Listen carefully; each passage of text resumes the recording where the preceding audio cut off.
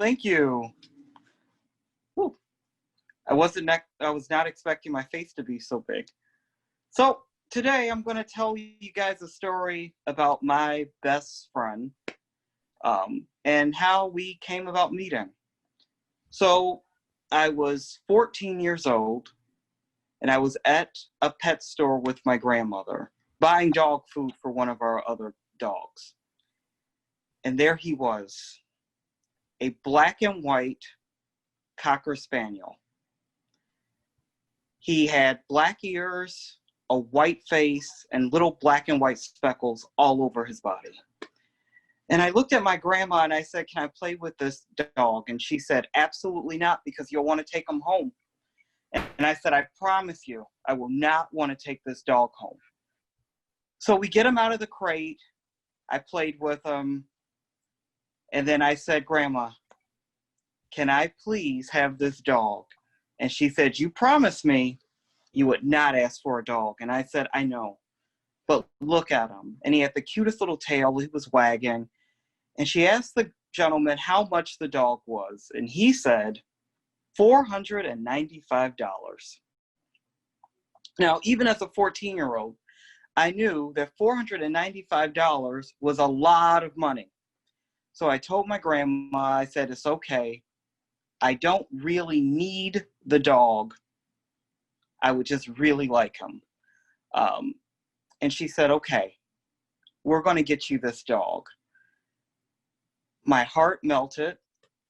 And before we even bought a collar, I was talking to the gentleman. He said, "Well, what are you guys going to name him?" And I knew immediately his name would be Kramer.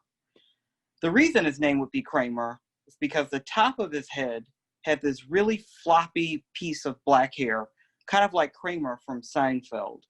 So I knew he was going to be my Kramer. So we bring him home.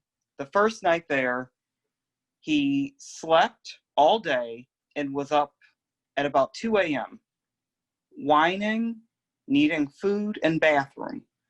So, of course, my grandmother reminded me that he was my dog, and it was my responsibility to take care of him. To which I reminded her that I also needed sleep. So 2 a.m. was a little too early for me. And that's when I was informed that he was my dog. So I got up with him. We went outside. He went to the bathroom.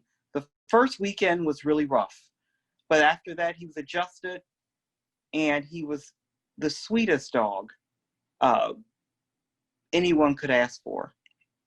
As I got older, before this, I knew that I was a little bit different than everyone else. But then around the age of 15, maybe a year later, I had a name for it. And I didn't know who I could talk to about it, but I had a feeling I could probably talk to Kramer. And I remember it like it was yesterday. I got off of the CTA bus. I walked down the street. I opened the door, and it was just Kramer and I at home by ourselves. And I put him in the corner, and I said, "Kramer, buddy, I have to tell you something." And he looked at me, and he wagged. And I said, "Kramer," and I whispered it. I said, "I think I like boys." And Kramer just started wagging. He licked my face a little bit, kind of like he understood what I was saying, and he understood that it was something that was on my mind. And then I said it louder. "I think I like boys." And he wagged a little bit more. And then I said it even louder. And then I realized he was wagging so much because I probably smelled like peanut butter, because that was the treat I gave myself after school on the bus ride home. But who cares? He was wagging. It was my first time actually telling someone, and it went well. And from then on, Kramer became the thing I put all my secrets in. And I would tell Kramer about all my crushes, all my great days, all my bad days. And when I went away to college, I had to leave Kramer back at home with my grandma. And it was devastating. Kramer was actually almost the reason I decided to go to school in Illinois instead of in Arizona, because I couldn't lose him. But every night I would call home and I would talk to my grandma, and she put Kramer on the phone, or she would tell me she put Kramer on the phone. But now that I'm a little bit older, I'm pretty sure that she was not putting Kramer on the phone. But I would talk to him. And then when I graduated college, I came back home and I decided it was time for Kramer and I to get our own place. And right before we moved out, I sat down and I said, Grandma, I want to talk to you. And she said, okay. And I said, in a whisper, I think I like boys. And she said, what? And I whispered it again. And she leaned in and she said, I can't hear you. What are you saying to me? Which forced me to say it a little bit louder. I think I like boys. And she goes, it's great. Now, if you're going to move, you need to do it now before the sun goes all the way down. Which, with my grandma's way of saying, I get it, it's not that big of a deal, go on. So the first apartment Kramer and I lived in was a little tiny basement apartment on the south side of Chicago, in one of the worst neighborhoods in America, which was totally different from where we came from. So Kramer and I got used to gunshots. Our second weekend in our new place, there was a drive-by shooting, and we saw our first dead body. And I knew that living there was going to be a life lesson for both of us, mainly for me, though. And it taught me how to persevere, and it also taught me to be grateful for the things I had. And it inspired me to work really hard. So I worked really hard. And about 2 years later, I was able to move into my very first, as I like to call it, real apartment in Naperville, Illinois. And Kramer loved Naperville. Lots of places for him to run off leash, and just a new surrounding. Our second weekend in Naperville, I went out.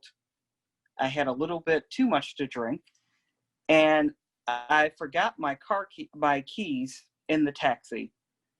So while I was waiting for the taxi, I can see Kramer in my apartment window, urinating all over my house. And when I finally got in, he was so happy to see me and wagging away. That night was a precursor for what was going to happen over the next couple of months. Kramer could no longer hold his urine. And eventually I had to ban him from the bedroom because we slept together.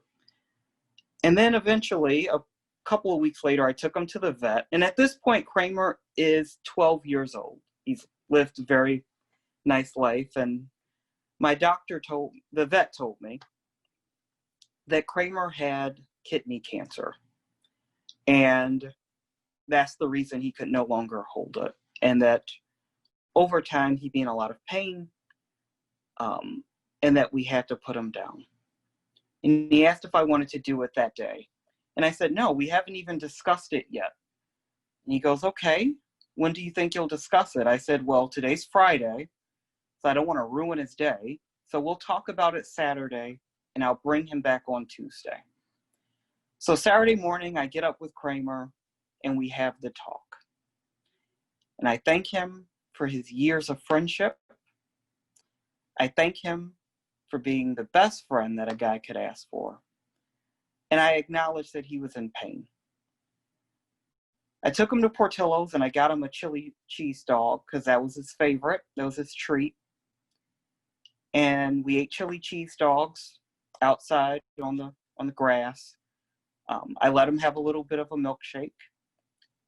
And I even put a little blanket on the bed, so if he did have an accident, it wouldn't go into the mattress. So I got up Sunday morning, and Kramer was not there. And I went to find him, and he was in the kitchen, in the corner, and he had passed away sometime in the middle of the night. And I was devastated.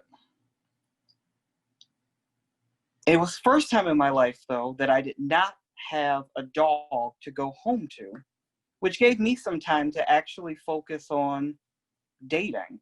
Up to this point, I had never dated before. And I would like to say that it really wasn't Kramer's fault. I just really did not have the need to interact with other human beings. So after Kramer passed, I had some free time and I started dating. Cutting to the end of this story, during this period of dating, I met who would become my future spouse. And we decided to move in together about a year and a half in. And I made a new best friend.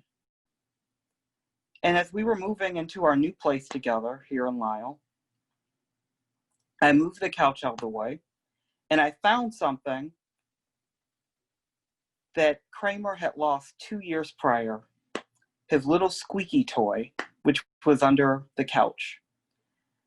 And it was in that moment that I knew that my best friend was giving me permission to have another best friend. And so it is. 4 years later, I'm happily married. We have another dog, but there's still no Kramer. And I still have his Binky. And I keep it in my car, in my glove box, and it gives me good luck.